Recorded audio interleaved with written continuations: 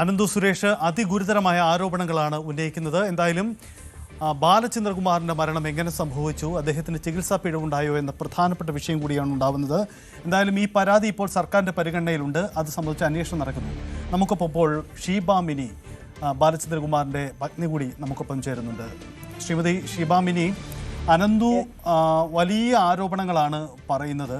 ചികിത്സാ പിഴവ് സംബന്ധിച്ച് പല കാര്യങ്ങളുണ്ട്. അദ്ദേഹം വളരെ ക്രോണോളജിക്കലായി അദ്ദേഹം ആശുപത്രിയിൽ പ്രവേശിച്ചത് മുതൽ മരണം സംഭവിക്കുമ്പോൾ വരെയുള്ള കാര്യങ്ങൾ ഇങ്ങനെ പറയുന്നുണ്ട്. യഥാർത്ഥത്തിൽ ആശുപത്രിക്കെതിരെയൊക്കെ വലിയ ആരോപണങ്ങൾ അതിൽ കടന്നു വരുന്നുണ്ട്.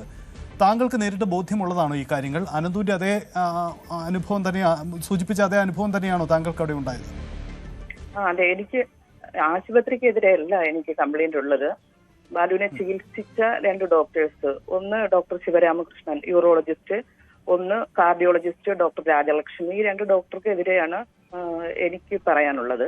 കാരണം ഞങ്ങള് ഈ ഹോസ്പിറ്റൽ SCT ഹോസ്പിറ്റലിൽ പോകുന്ന സമയത്ത് ബാലുവിന് റെക്കറന്റ് ആയിട്ട് പനി വന്നതിന്റെ അടിസ്ഥാനത്തിൽ ഞങ്ങൾ നടത്തിയ ഒരു ടെസ്റ്റിൽ ബാലുവിന് കിഡ്നിയിൽ ഒരു സ്റ്റോൺ ഉണ്ടെന്ന് കണ്ടു. റൈറ്റ് കിഡ്നിയിൽ ഒരു സ്റ്റോൺ ഉണ്ടെന്ന് കണ്ടു. ആ സ്റ്റോൺ റിമൂവ് ചെയ്യാൻ വേണ്ടിയിട്ടാണ് ഞങ്ങൾ ആ ഹോസ്പിറ്റലിൽ പോകുന്നത്.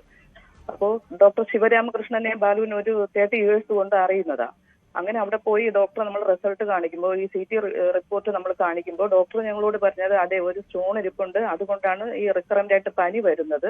നമുക്ക് ഈ കിഡ്നിയിൽ ഇൻഫെക്ഷൻ ഉണ്ട്, ആ ഇൻഫെക്ഷൻ ഒന്ന് മാറ്റിയതിനു ശേഷം നമുക്ക് ഈ സ്റ്റോൺ റിമൂവ് ചെയ്യാം, അപ്പോഴേക്കും ഈ പ്രശ്നങ്ങളൊക്കെ തീരും എന്ന് പറഞ്ഞു. ഞങ്ങൾ ഹോസ്പിറ്റലിൽ അഡ്മിറ്റ് ആവുന്ന സമയത്ത് ശിവരാമകൃഷ്ണൻ ഞങ്ങളുടെ നെഫ്രോളജിസ്റ്റ് ആയിട്ടുള്ള വിഷ്ണു ഡോക്ടറെ കാണാനായിട്ട് പറഞ്ഞേക്കുന്നു. അവിടെ പോകുമ്പോൾ ഡോക്ടർ വിഷ്ണുവും ഇതേ അഭിപ്രായം തന്നെയാണ് പറയുന്നത്.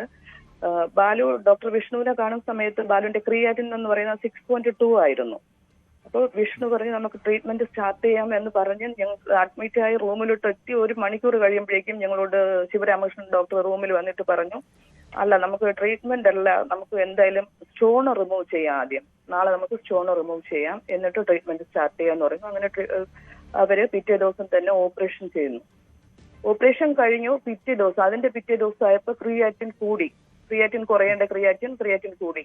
അതിന്റെ അടുത്ത ദിവസം ഇങ്ങനെ കൂടി. അങ്ങനെ ഒരു 5ാമത്തെ ദിവസം ആവുമ്പോഴേക്കും ക്രിയാറ്റിന്റെ ലെവൽ എന്ന് പറയുന്നത് 11.5 ആയി.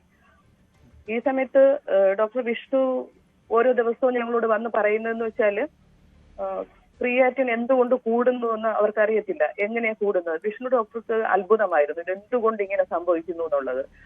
ഡോക്ടർ പറഞ്ഞ് ചിലപ്പോ ഈ ആന്റിബയോട്ടിക്സ് ഒക്കെ എടുക്കുന്നത് കൊണ്ട് ചിലപ്പോ ക്രിയാറ്റിന്റെ ലെവൽ ചിലപ്പോൾ കയറുന്നതായിരിക്കാം, കുറച്ച് 2-3 ദിവസം കഴിയുമ്പോൾ കുറയുമായിരിക്കാം എന്നായിരുന്നു വിഷ്ണു ഡോക്ടർ വിചാരിച്ചിരുന്നത്. അപ്പോ ഈ ബാലുവിന്റെ ബ്ലഡ് ടോക്സിക് ആയി വരുന്നു, ക്രിയാറ്റിൻ, യൂറിയ, പൊട്ടാഷ്യം ഇങ്ങനെ എല്ലാം കൂടി ലെവൽ കൂടി വരുന്നു. ബാലുവിന് ബ്രീത്തിങ് പ്രശ്നങ്ങൾ വരുന്നു. അങ്ങനെ ഇപ്പോൾ ഡോക്ടർ വിഷ്ണു ഞങ്ങളോട് പറയുന്നു ഡയാലിസിസ് അല്ലാതെ മറ്റൊരു ഓപ്ഷൻ ഇല്ല, ഇനി ഡയാലിസിസിലോട്ട് പോകണം എന്ന് പറയുന്നു. പക്ഷേ ശിവരാമകൃഷ്ണൻ അത് സമ്മതിക്കുന്നില്ല. ഡയാലിസിസ് വേണ്ട എന്ന് തന്നെയാണ് ശിവരാമകൃഷ്ണൻ വന്ന് നമ്മളോട് പറയുന്നത്. എന്നിട്ട് എന്താണ് ഇവർക്കിടയിൽ സംഭവിച്ചതെന്നറിയില്ല. വിഷ്ണു ഡോക്ടർ ശിവരാമകൃഷ്ണൻ തമ്മിൽ സംസാരിച്ചിട്ടാണോ തീരുമാനിച്ചതെന്നറിയില്ല. ഉച്ചയായപ്പോ അന്നേ ദിവസം ഈ 5ാമത്തെ ദിവസം ഉച്ചയായപ്പോ ഞങ്ങളോട് വന്ന് പറയുന്നു ഡയാലിസിസിലേക്ക് പോകണം, അല്ലാതെ പറ്റില്ല എന്ന് ശിവരാമകൃഷ്ണൻ വന്ന് പറയുന്നു. അങ്ങനെയാണ് ഡയാലിസിസ് സ്റ്റാർട്ട് ചെയ്യുന്നത്. അപ്പോ ഈ ഡയാലിസിസിലേക്ക് പോകണം എന്ന് പറയുമ്പോൾ തന്നെ ഞങ്ങൾ തമ്മിൽ സംസാരിക്കുന്നുണ്ടായിരുന്നു, ബാലുവും ഞാനുമായിട്ട് സംസാരിക്കുന്നുണ്ടായിരുന്നു. ഡയാലിസിസ് എന്ന് പറയുന്നത് കിഡ്നി രണ്ടും ഡാമേജ് ആകുമ്പോൾ സംഭവിക്കുന്ന ഒരു സംഗതിയല്ലേ എന്നുള്ളതായിരുന്നു ഞങ്ങളുടെ സംസാരം. അപ്പോൾ ഞങ്ങൾ വിഷ്ണു ഡോക്ടറോട് സംസാരിക്കുമ്പോൾ ഡോക്ടർ പറയുന്നത് വെച്ചാൽ ഇതെന്തുകൊണ്ട് ഇങ്ങനെ ക്രിയാറ്റിൻ കയറുന്നു എന്നുള്ള കാര്യം അറിയില്ല, ഒരു കാരണവശാലും സംഭവിക്കേണ്ടതല്ല, പക്ഷെ അങ്ങനെ സംഭവിക്കുന്നു. ഇനിയും നമ്മൾ നോക്കിയിരുന്നാൽ ജീവനാപത്താണ്. ഡയാലിസിസ് ചിലപ്പോൾ ഒരു 4-5 ഡയാലിസിസ് ഒക്കെ ചെയ്യുമ്പോഴേക്കും ഇത് കറക്റ്റായി വരും എന്ന് വിഷ്ണു ഡോക്ടർ ഞങ്ങളോട് പറയുന്നു. അങ്ങനെ ഡയാലിസിസ് കഴിഞ്ഞു. ഫസ്റ്റ് ഡയാലിസിസ് കഴിഞ്ഞു. പിറ്റേ ദിവസം ഞങ്ങളോട് ശിവരാമകൃഷ്ണൻ ഡോക്ടർ വന്ന് പറയുവാണ്, ബാലുവിനോട് പറയുവാണ്, എടാ ഇങ്ങനെ നോക്കിയിരിക്കേണ്ടി, ചുമ്മാ നീ ഡയാലിസിസ് ചെയ്തിങ്ങനെ മുമ്പോട്ട് പോവേണ്ട കാര്യമില്ല, നീ ട്രാൻസ്പ്ലാന്റിന് വേണ്ടി പ്ലാൻ ചെയ്യണം.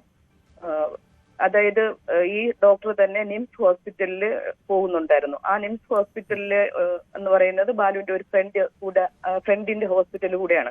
അപ്പൊ പറയാണ് നിങ്ങൾ അവിടെ പോയിട്ട് ട്രാൻസ്പ്ലാന്റ് ചെയ്യണം എന്ന് നമ്മളോട് 2ാമത്തെ ദിവസം പറയുന്നു. നെഫ്രോളജിസ്റ്റ് ആയിട്ടുള്ള വിഷ്ണു ഡോക്ടർ പറയുന്നത് വെച്ചാൽ 3-4 ഡയാലിസിസ് കഴിയുമ്പോൾ ബാലു ഓക്കെ ആവും. ഇത് തമ്മിലുള്ള ഡിഫറൻസ് മനസ്സിലായോ? അപ്പോ അതിനുശേഷം പിന്നെ ഓരോ ദിവസം കഴിയുന്തോറും ഡയാലിസിസ് കൂടി വരുന്നതല്ലാതെ ബാലുവിന് ഒരു മാറ്റങ്ങൾ ഉണ്ടാകുന്നില്ല. ഉറപ്പായിട്ടും കിഡ്നി ഡാമേജ് ആയി എന്നും മനസ്സിലാക്കുക. അങ്ങനെ പോയി. അങ്ങനെ പോയി ഒരു 6 മാസങ്ങൾക്ക് ശേഷം ബാലുവിന് ഹാർട്ടിന് പ്രശ്നം വരുന്നു. ഹാർട്ടിന് പ്രശ്നം വന്നു, ആൻജിയോപ്ലാസ്റ്റി ചെയ്തു, ഒരു സ്റ്റെന്റ് ഇട്ടു. അങ്ങനെ 1 ഇയർ കഴിഞ്ഞു പോയി. 1 ഇയർ കഴിയുമ്പോഴേക്കാണ് നമ്മൾ ട്രാൻസ്പ്ലാന്റിന് വേണ്ടിയിട്ട് പ്ലാൻ ചെയ്യുന്നത്. ട്രാൻസ്പ്ലാന്റിന് വേണ്ടി പ്ലാൻ ചെയ്യുന്ന സമയത്ത് ഫിറ്റ്നസ് എടുക്കാൻ വേണ്ടി ഡോക്ടർ രാജലക്ഷ്മിയെ കാണാൻ വേണ്ടിയിട്ട് പോകുന്നു. രാജലക്ഷ്മി 1 ഇയർ കൊണ്ട് അവരുടെ അണ്ടറിൽ ട്രീറ്റ്മെന്റ് എടുത്തുകൊണ്ടിരിക്കുന്ന പേഷ്യന്റാണ് ബാലു.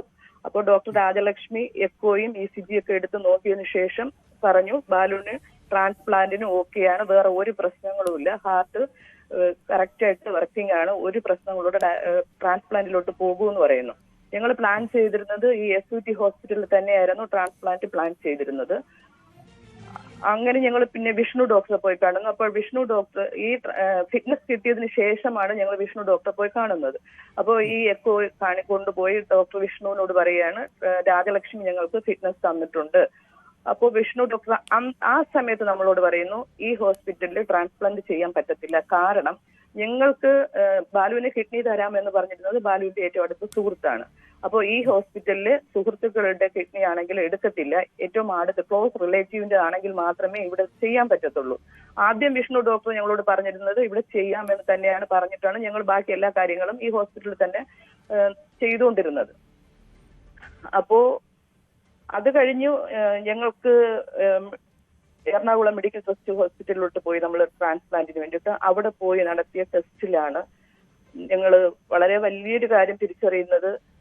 ഈ കൊണ്ടുപോയ എക്കോ എന്ന് പറയുന്നത് എന്നോട് ഡോക്ടർ മനു വർമ്മ, ആ ഹോസ്പിറ്റലിലെ കാർഡിയോളജിസ്റ്റ് ആയിട്ടുള്ള ഡോക്ടർ മനു വർമ്മ പറഞ്ഞ ഡയലോഗ് ഇങ്ങനെയാണ്: ഈ നിങ്ങൾ ഇവിടെ SUT ഹോസ്പിറ്റലിൽ നിന്ന് കൊണ്ടുവന്നു എന്ന് പറയുന്ന ഈ എക്കോ ഈ പേഷ്യന്റേതല്ല, പേഷ്യന്റ് എന്ന് പറഞ്ഞാൽ ബാലചന്ദ്രകുമാറിന്റേതല്ല, ഈ ബാലചന്ദ്രകുമാറിന്റെ എക്കോ എന്ന് പറയുന്ന ഇതാണ് എന്ന് പറഞ്ഞിട്ട് ആ ഹോസ്പിറ്റലിൽ വെച്ചെടുത്ത് എക്കോ എനിക്ക് കാണിച്ചു തരികയാണ്.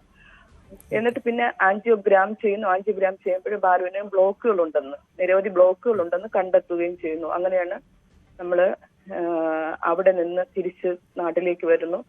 പിന്നെ ചെങ്ങന്നൂർ ഹോസ്പിറ്റലിലോട്ട് നമ്മൾ ബൈപ്പാസിനായിട്ട് പോകുന്നത്. ഇതാണ് ബാലു.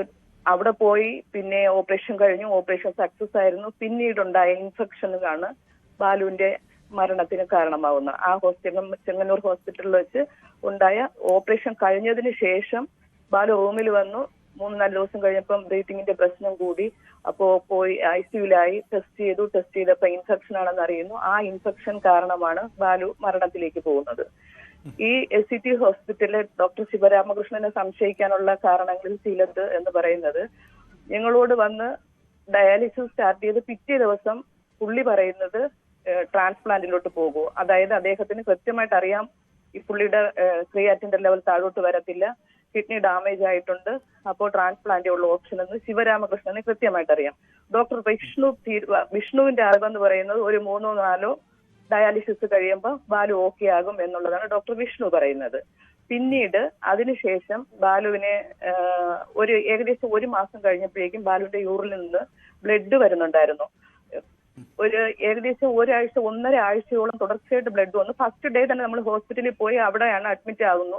ഏകദേശം 1-1.5 ആഴ്ചയോളം അവിടെ നമ്മൾ കിടക്കുന്നു. പക്ഷെ ഈ ബ്ലഡിന്റെ അളവ് ഫുള്ള് ബ്ലഡായി ഇങ്ങനെ പോകുന്നതല്ലാതെ കുറയുന്നില്ല. അപ്പോ എന്തുകൊണ്ട് എന്നുള്ളത് എല്ലാ ടെസ്റ്റുകളും നടത്തിയിട്ട് കണ്ടെത്താനേ കഴിയുന്നില്ല. ഒടുവില് ഞങ്ങളുടെ ഫ്രണ്ട് ആയിട്ടുള്ള ഒരു ഡോക്ടർ ബാലുവിനോട് പറഞ്ഞു, ഈ ഡയാലിസിസ് സമയത്ത് എടുക്കുന്ന ഹെപ്പാറിനും ഈ സ്റ്റെന്റും കൂടെ ഉണ്ടാവുമ്പോഴേ ഇങ്ങനെ ബ്ലഡ് വരാനുള്ള സാധ്യത വളരെ കൂടുതലാണ്. അപ്പോൾ അതുകൊണ്ട് ആ സ്റ്റെന്റ് അങ്ങ് റിമൂവ് ചെയ്താൽ ആ ബ്ലഡിൽ വരുന്നത് നിൽക്കും. ബാലുവിന്റെ അപ്പോഴേക്കും ഈ ബ്ലഡിന്റെ അളവൊക്കെ വളരെ കുറഞ്ഞ് അനീമിക്കിന്റെ അവസ്ഥയിലോട്ട് എത്തിയിട്ടുണ്ടായിരുന്നു. പക്ഷെ ശിവരാമകൃഷ്ണൻ ഈ സ്റ്റെന്റ് എടുക്കാൻ തയ്യാറാകുന്നില്ല. ഒടുവിൽ ബാലു അല്പ ദേശത്ത് തന്നെ പറയേണ്ടി വന്നു, എന്തായാലും ഓക്കെ, എന്ത് ഇൻഫെക്ഷൻ വന്നാലും ഞാൻ സഹിച്ചോളാം, എനിക്ക് സ്റ്റെന്റ് റിമൂവ് ചെയ്തേ പറ്റത്തുള്ളൂ എന്ന് പറഞ്ഞു. അങ്ങനെ സ്റ്റെന്റ് റിമൂവ് ചെയ്തു. ഈ സ്റ്റെന്റ് റിമൂവ് ചെയ്യുന്ന സമയത്താണ് ബാലു അറിയുന്നത് 2 സ്റ്റെന്റ് ഉണ്ട് എന്നുള്ള കാര്യം.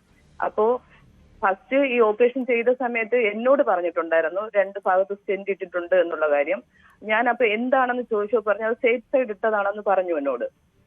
ബാലുവിനോടും ഇത് തന്നെയാണ് പറഞ്ഞത്. സ്റ്റെന്റ് എടുക്കുന്ന സമയത്ത് ബാലുവിനോടും പറഞ്ഞതെന്ന് വെച്ചാല് സേഫ് സൈഡ് ഇട്ടു എന്നുള്ള കാര്യമാണ്.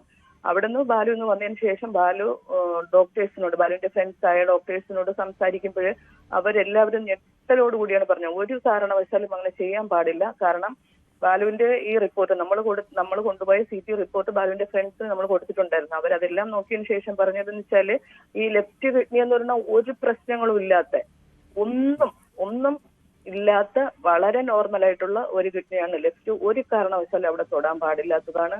എന്തിന് അയാൾ ചെയ്തു എന്നുള്ളത് പല ഡോക്ടേഴ്സ്. കൂടുതൽ വാർത്തകൾക്ക് News 18 Keralam YouTube channel subscribe ചെയ്യുക.